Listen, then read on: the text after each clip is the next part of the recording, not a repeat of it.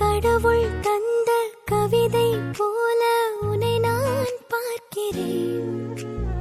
இதற்கும் மேலே என்ன வேண்டும் என நான் கேட்கிறேன். இருவிழியில் இதயம் தூங்க தினசரி கனவை வாங்க இனி இவளின் இரண்டாம் பாகம் நீ அல்லவா?